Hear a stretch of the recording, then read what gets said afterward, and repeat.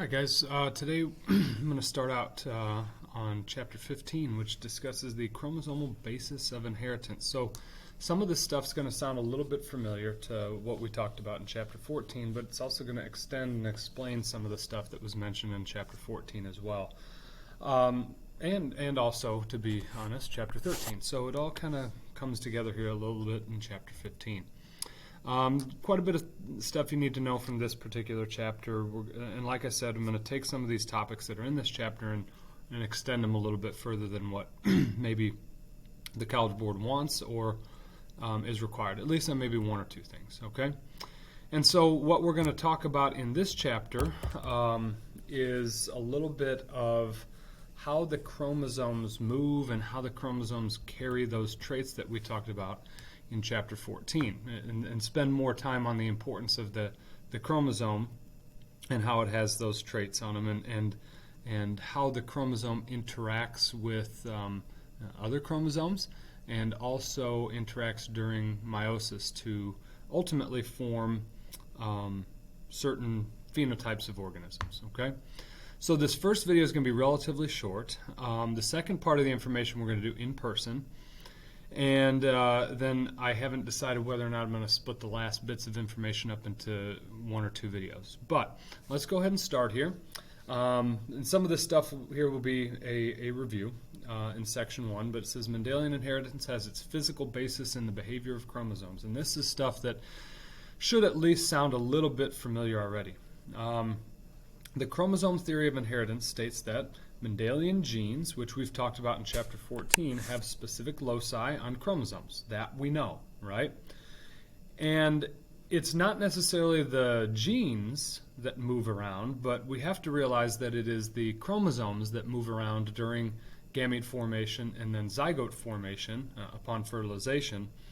It's those chromosomes that move around, and it's the chromosomes that have the genes on them, right? So it's the chromosomes that undergo the law of segregation and the law of independent assortment. And I'm hoping that through previous drawings and interactions that I've made that abundantly clear that yes, there are genes that are passed down from generation to generation, but it is in fact the chromosomes that have those genes on them that do the literal movement, the moving, so that these genes can be inherited, okay?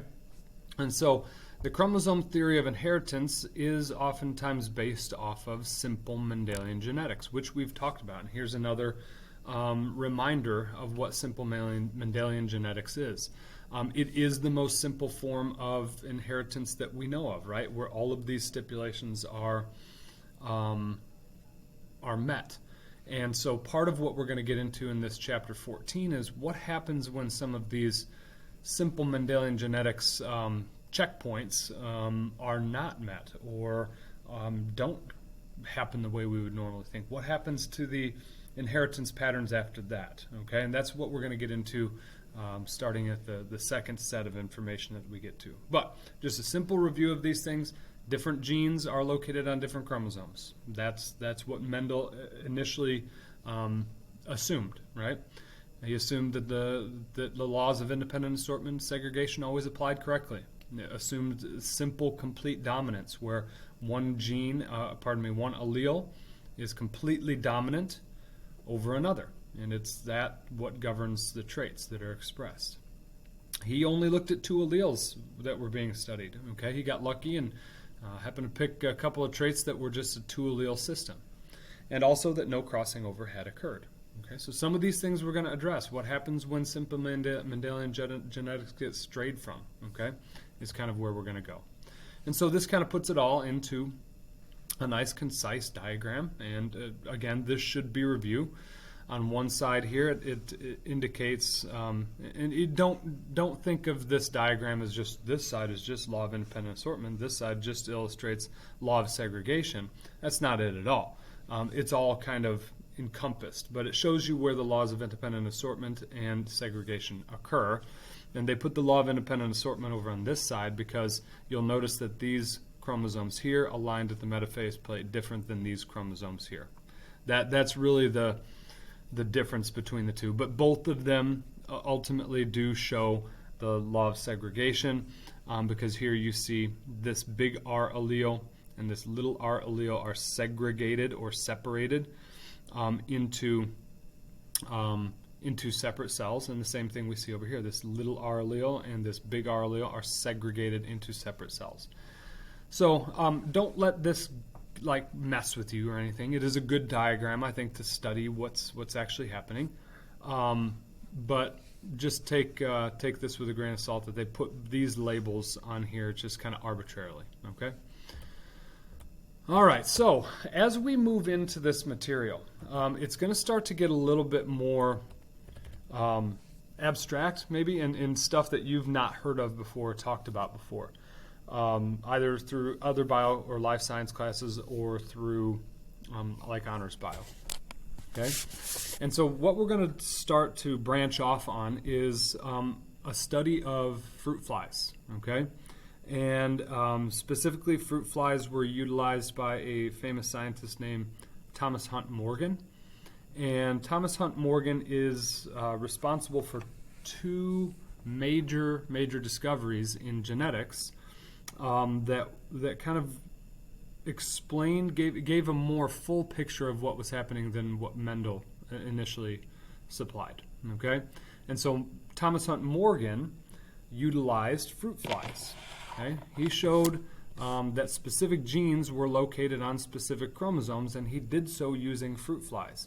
Very ingenious, very logical thinker, and was able to effectively map chromosome fruit flies before we had any of this technology. Okay, and figure out which chromosomes certain traits in the fruit fly actually resided.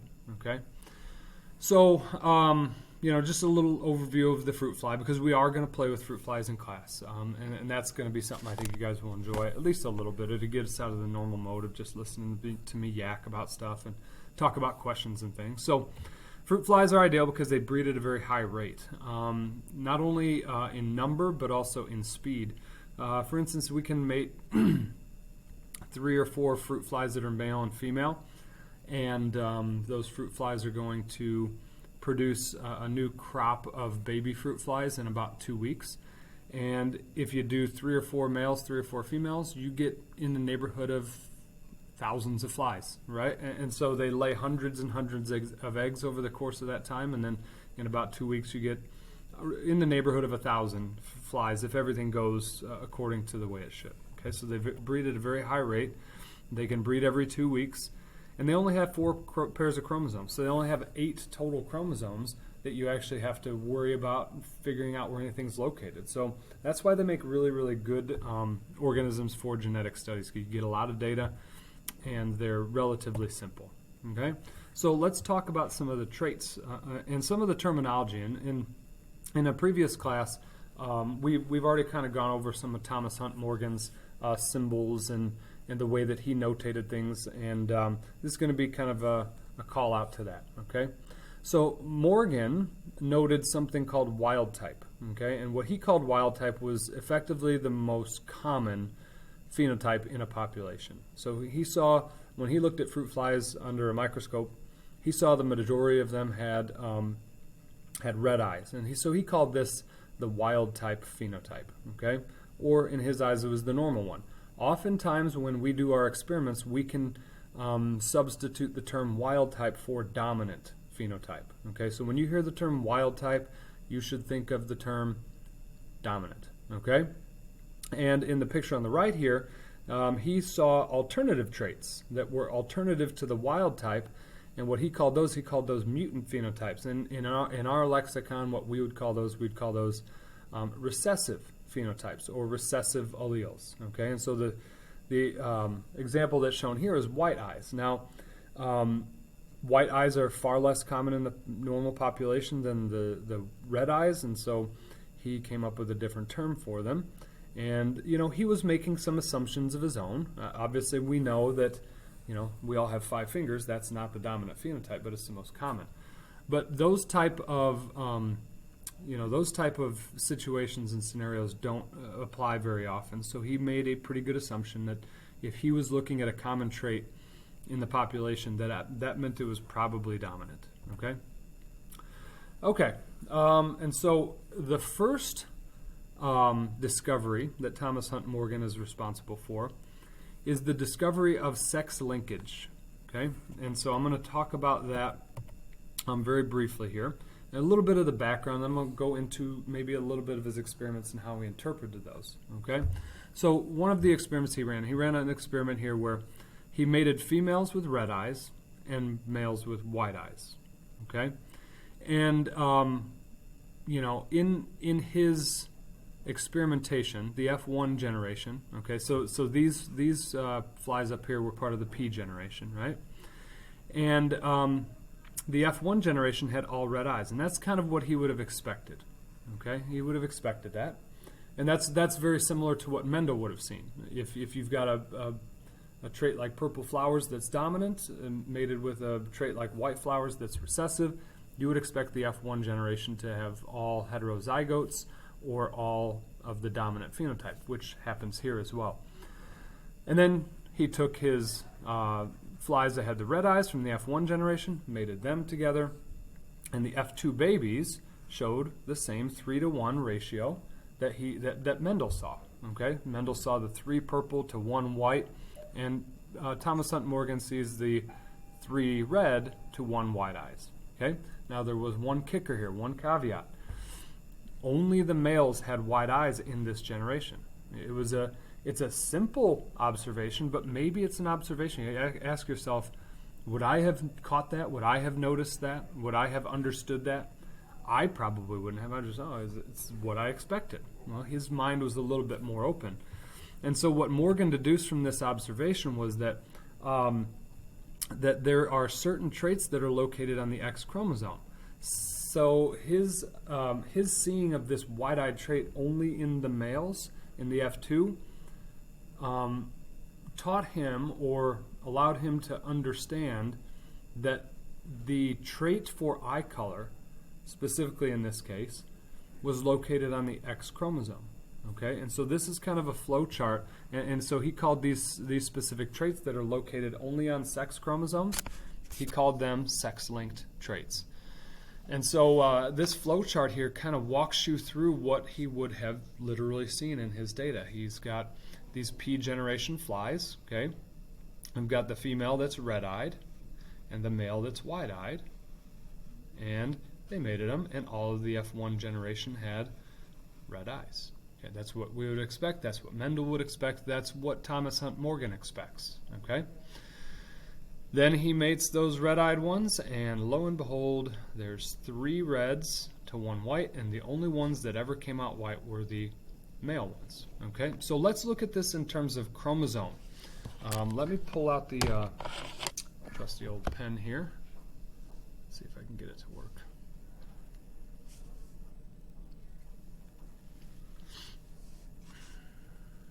That's the wrong one. I always forget which one it is.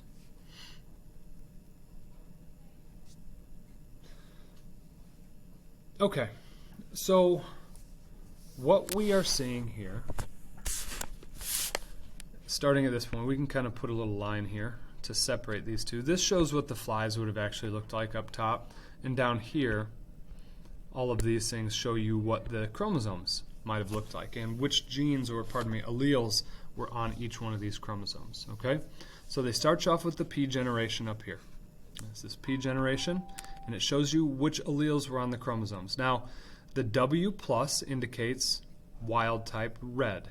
Okay, so there's a wild type red allele, and there's also another wild type red allele right here and here.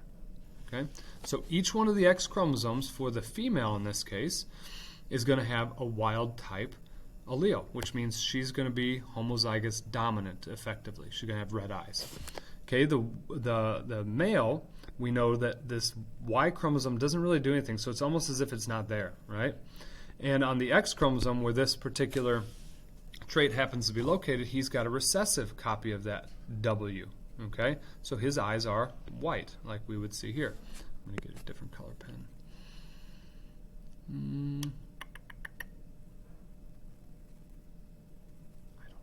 I don't know. No, that's not going to work. Yeah, let's do this pink one. That ought to stand out.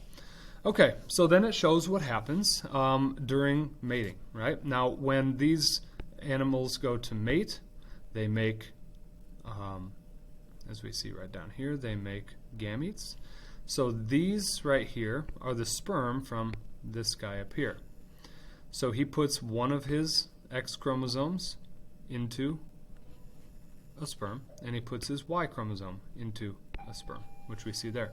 And she has only one option but to put one version of her genes. They're both the same. So she puts it into an egg, and then they do the mating. The sperm combines with the egg, and these are the two possible genotypes and phenotypes that would wind up. This one here, the female, is heterozygous, and she's red-eyed because she does have that recessive version of the white, but the red one overrides it. Okay, and then the male gets the. It has to be for it to be male. It has to have the Y chromosome from its original father, and it also gets the X chromosome from the mother. That's why it's red-eyed, because it's got that X chromosome from mom. Okay, now let's see what happens when we mate these two flies. I'm going to kind of erase some of this stuff here. So let's see what happens when we mate the F1 flies. This one mated with this one. Okay. Same thing happens when they both have to make their gametes, and these are the father's gametes. That's this guy's gametes right here, and these are the mother's gametes, which are these. This gal's right here, and then we have the mating occur. And so what this ultimately showed is that the only way for you to get a white-eyed fly in this case in the F2 generation was because there was a white-eyed allele passed down from the original mother. Okay, that's where we get this one right here. It came from the original mother. That goes in her egg, okay, and that gets transmitted to the son right here, who could only get the Y from his dad. Okay, so since we see down here in this lower left-hand corner, the only X chromosome left to effectively be expressed is the one with the W on it, the white-eyed allele. Okay, and so since there's nothing there to override it, because the Y chromosome is just kind of this insignificant little thing, it's like it's not even there, the only thing that's there gets expressed. And so Thomas Hunt Morgan was able to kind of deduce this, and they had known a little bit about the Y chromosome, the fact that it didn't really have anything on it. It was kind of this little dumpy thing.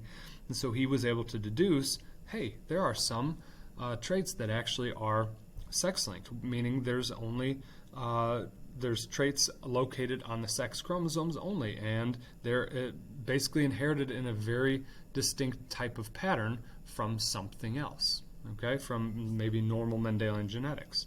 So what Thomas Hunt Morgan seemed to be really, really good at was keeping an open mind and looking out for anomalies, exceptions. Okay, like I said, I would not have noticed that. I'd have noticed, okay, yeah, they got some white-eyed ones, and it's in a 3-to-1 ratio, but he noticed that they were all in males. I don't know that I would have been able to figure that out. Okay, so you'll notice that in the next section that we get into, this discovery of something called linked genes, that this propensity to recognize anomalies in genetic data will raise its head again with Thomas Hunt Morgan, and he will make yet another discovery. The discovery of the linked genes is a little bit more cumbersome to talk about, and it will require you to pay a little bit more attention. So we will cover that in person, and I will be able to field any questions that you guys might have in real time. So I look forward to that, and I will see you guys soon.